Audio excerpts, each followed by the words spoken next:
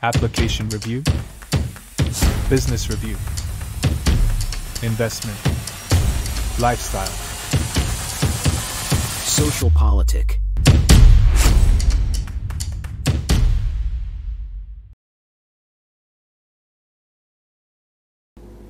Halo Bapak Ibu, saudara-saudari sekalian, lovers and haters. Salam cerdas Indonesiaku. Jumpa lagi kita pada kesempatan kali ini.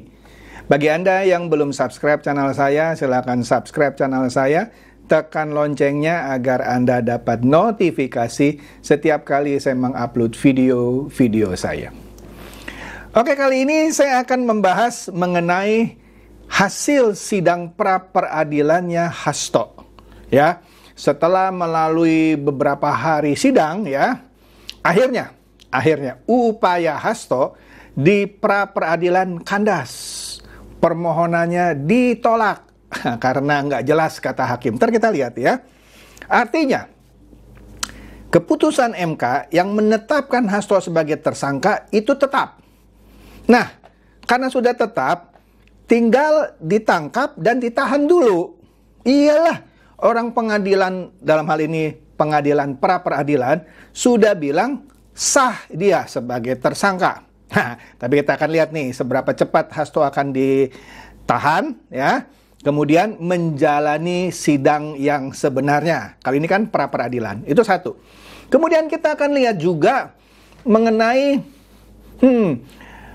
sebut saja oknum lah ya, yang berusaha mengadu domba Pak Prabowo dengan rakyat. Nah, ntar kita lihat apa yang saya maksud sejumlah oknum yang mencoba mengadu domba. Kalau sebelumnya kan mengadu domba Pak Prabowo dengan Jokowi, ini mengadu domba Prabowo dengan rakyat. Jadi bisa dibilang oknum ini berusaha menjegal program-program Pak Prabowo supaya Pak Prabowo terlihat buruk di mata rakyat yang sudah memberikan suaranya, sebut saja tingkat kepuasan gitu ya, 80% lebih. Nah, kita akan lihat itu. Oke lah, kita lihat seperti biasa yang ringan dan yang lucu, mau lewat nih cepet nih ya. Mengenai IKN lagi, kan sudah sering saya bahas ya. Di sini penjelasan nih atau penegasan bahwa Presiden Erdogan dari Turki akan ikut serta membangun IKN dan mengerahkan perusahaan-perusahaan kelas dunia untuk membangun IKN. Yang bilang mangkrak lagi siapa? Orang bego aja lah, dungu gitu ya, masih bilang mangkrak. Itu anak aba dan anak-anak lobet ya, 16%. Nah, ini dia yang sudah saya bahas juga ya, media yang ya mirip-mirip Tempo gitu, mencoba mengadu domba ya pemerintahan Pak Prabowo dengan rakyat. Contohnya begini nih ya, dia bilang apa nih? Keuangan negara sedang seret. Bos OIKN yaitu Pak Basuki tak malu minta tambah anggaran 8 triliun. Ini dari judulnya aja ini udah jelas menyudutkan. Pak Basuki nggak minta tambah, ya kan? Dia hanya menjelaskan untuk membangun ini. Bahkan Pak Prabowo bukan kasih 8 triliun, 48 triliun. Jadi narasinya ini jelas ini mau membenturkan kebijaksanaan kelangsungan proyek IKN ya dengan menyudutkan Pak Basuki. Apa itu? Tak malu minta tambah. Ini kurang ajar ya. Oke, catat aja ya. Kemudian Pak Prabowo sebelumnya kan bilang dia akan mengampuni koruptor jika mengembalikan uangnya. Wah, waktu itu Rio rendah termasuk Pak Mahfud. Wah, nggak boleh itu, kalau koruptor mesti adili, ditangkap, wah bla bla bla gitu ya. Sabar coy. Itu adalah program baik hatinya Pak Prabowo yang kira-kira seperti tax amnesty. Kalau lu pulangin duitnya yang you korupsi, kami ampuni. Setelah 100 hari nggak ada tuh koruptor yang datang mengembalikan uang yang dia korup. Oleh karena itu Pak Prabowo sekarang perintahkan Kapolri hingga KPK sikat koruptor. Karena udah dikasih kesempatan dalam 100 hari pertama nggak disambut ya. Jadi pertanyaan dari Liputan 6, bidik siapa? I don't know, entah kita lihat saja ya. Tegas nih ya. Dia minta Kapolri hingga KPK sikat koruptor. Nah, kita tahu kan belakangan ini ada suatu orkestrasi gerakan seakan-akan menyudutkan Pak Jokowi sebagai pesakitan. ada gerakan Adili Jokowi ya. Nah, di sini ada cuitan dari Dante ya. Dia bilang pelaku vandalisme Adili Jokowi ya. Karena kan dia coret-coret tuh ya. Tembok lah, apa ya, pembatas yang oranye itu ya. Di Surabaya ditangkap. Pelaku dibayar 250.000 untuk membuat vandalisme tersebut. Ya, bayaran ternyata. Ya, kemudian ini ada video, cuman panjang lah, nggak usah ya. Cuitan dari Alex. Nah, ini si Pak siapa sih namanya, saya lupa, nih lucu dia ya. Dia bilang, salah satu pelaku vandalisme Adili Jokowi sudah tertangkap, cuma dibayar 250.000 yang tadi ya. Kalau nggak salah orangnya tinggal di RT 16, maksudnya si Lobet itu anak-anak Lobet, dan RW 24 anak-anak Abah ya. Ngerti ya? Oke, mantap. Nah, ini dia nih. Ini dari pikiran rakyat nih ya. Seorang penyiar RRI Ternate curhat melalui media sosial pribadinya terkait dampak efisiensi anggaran yang dilakukan oleh pemerintah. Kita tahu ya, Pak Prabowo minta menghemat berapa itu, 300 triliun lebih ya. Sehingga Ibu Sri Mulyani harus menyusun anggaran lagi, diserahkan kepada DPR untuk disetujui. Salah satunya orang mulai cuap-cuap, iya tuh IKN nggak penting, udah diberhentiin anggarannya. Kan ada juga berita bahwa anggarannya diblokir, iyalah kan lagi disusun ulang anggarannya ya. Nah, di sini keluar berita seakan-akan gara-gara efisiensi anggaran itu seorang penyiar RRI Ternate dipecat. Ya, jadi di sini katanya akibat efisiensi itu banyak pegawai honorer maupun pegawai kontrak yang bekerja di instansi pemerintah, bukan hanya di RRI dan kita lihat TVRI dan di beberapa departemen, dirumahkan untuk efisiensi anggaran. Jadi ibu ini mencuit bahwa anak saya dikasih makan siang gratis, tapi saya di PHK. Kan ironis gitu ya. Seakan-akan ini mau menyalahkan Pak Prabowo. Iya, bagus sih lu kasih makan siang gratis, tapi ibunya di PHK. Gara-gara efisiensi. Nah, ini salah implementasi dari efisiensi. Nah, nanti kita akan bedah ya. Ya, nah sebentar. Nah, akhirnya setelah ribut, TVRI dan RRI batal lumahkan pegawai. Ya, imbas efisiensi anggaran Prabowo. Nah, ini juga sama nih. Imbas efisiensi anggaran Prabowo, bukan karena efisiensi. Ntar kita lihat ya. Ini bisa nggak ngerti, bisa mau mengadu domba Pak Prabowo dengan rakyat, atau mau menjegal Pak Prabowo. Nah, yang kayak begini mesti dicari orangnya nih ya. Kalau dia nggak ngerti, oke lah. Kalau dia sengaja, ini mesti ntar sama-sama Hasto itu mencret ya di penjara. Tunggu aja ya. Jadi mereka berharap honor kami bisa kembali seperti semula ya. Nah, di sini dijelaskan oleh Partai Sosmed, mata anggaran tentang S3 dan belajar rutin pegawai tidak ada dalam pemotongan. Misalnya gaji dan segala macam itu nggak ada. Juga nggak ada ya pemotongan dalam arti kata pengurangan karyawan untuk efisiensi anggaran, nggak ada. Yang dipotong itu adalah perjalanan dinas. Ya kan? Misalnya pergi jangan pakai bisnis kelas. Atau kalau nggak perlu studi banding ke luar negeri.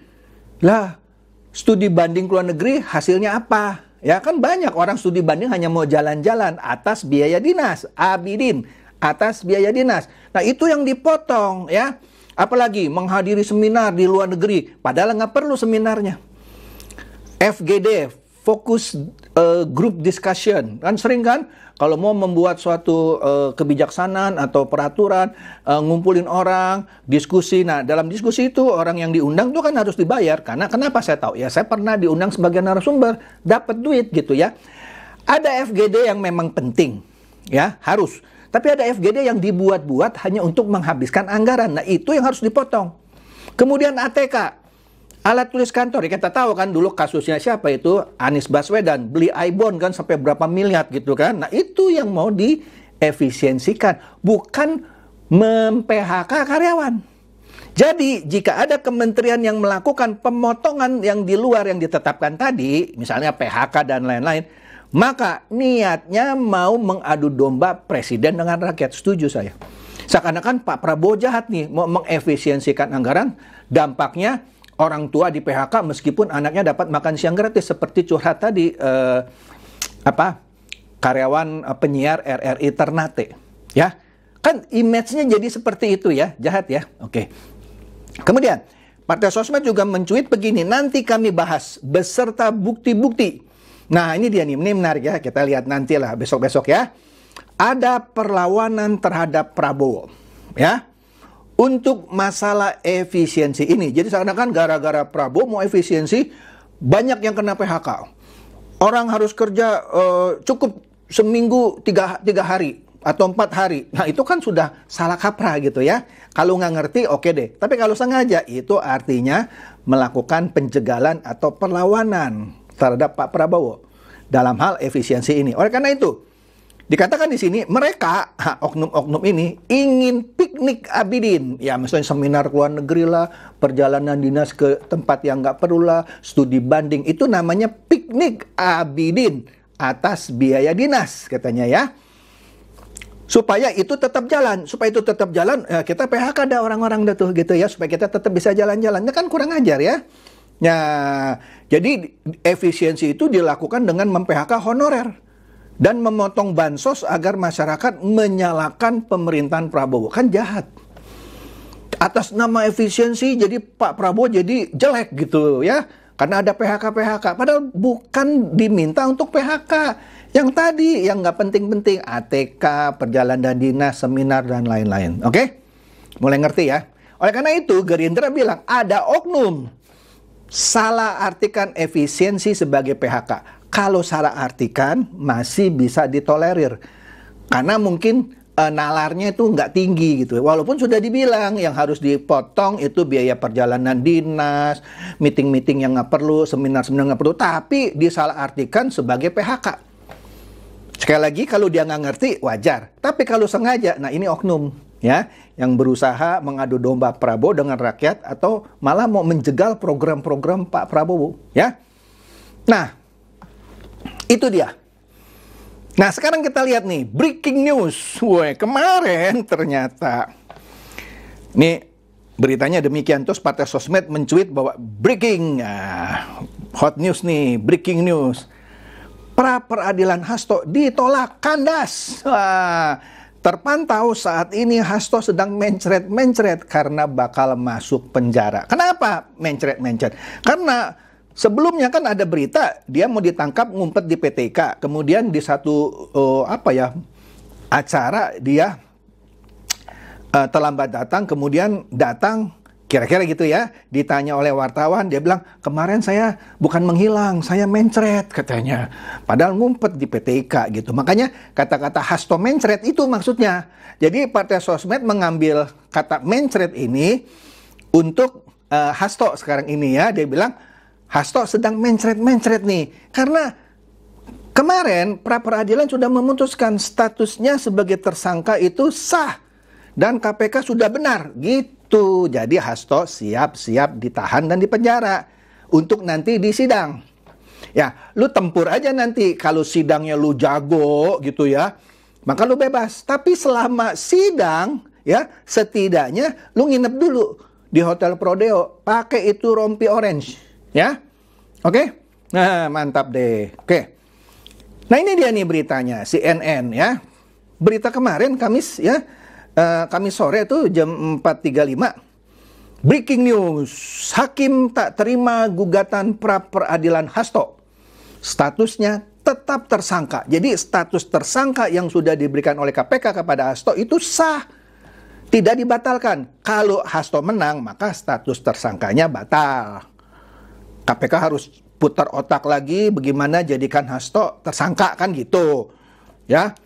Untung saja pra peradilannya Hasto kalah. Coba kalau dia menang, dia kan bisa keluar-keluar. Tuh, aku kan dikriminalisasi, dipolitisasi kasusku. Nah, hakim memutuskan tetap sebagai tersangka. Mau ngomong apa? Nah, beritanya begini nih. Hakimnya hakim tunggal ya, nggak ada 3 seperti biasa ya.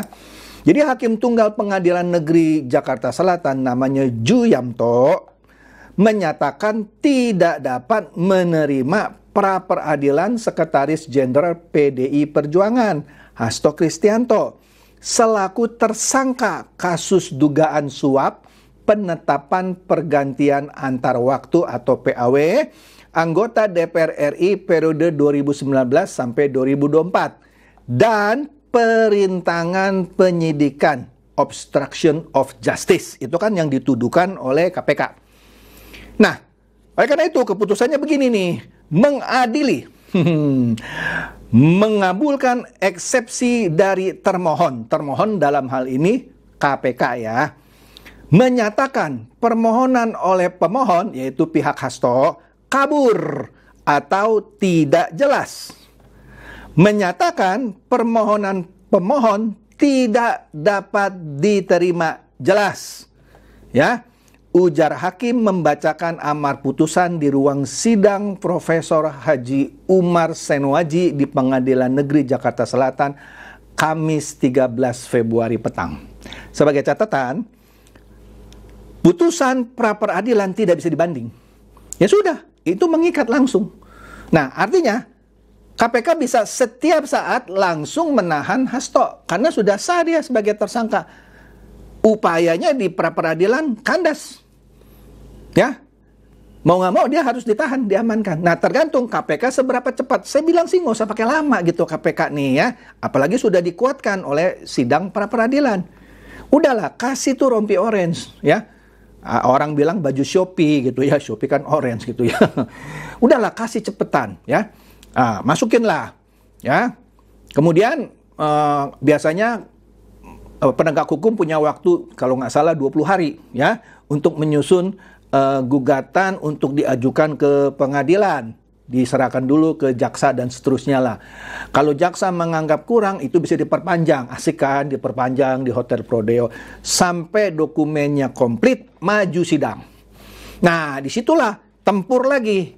Kalau ini kan pra-peradilan, nanti sidang sesungguhnya untuk menetapkan misalnya berapa tahun dia di penjara ya dan seterusnya dan seterusnya. Mantap kan? Mantap. Nah, jadi kita doakan saja bahwa KPK dengan memenangkan sidang pra-peradilan alias mengalahkan Hasto di sidang pra-peradilan, nyalinya tuh tambah kuat. Nyalinya tambah kuat.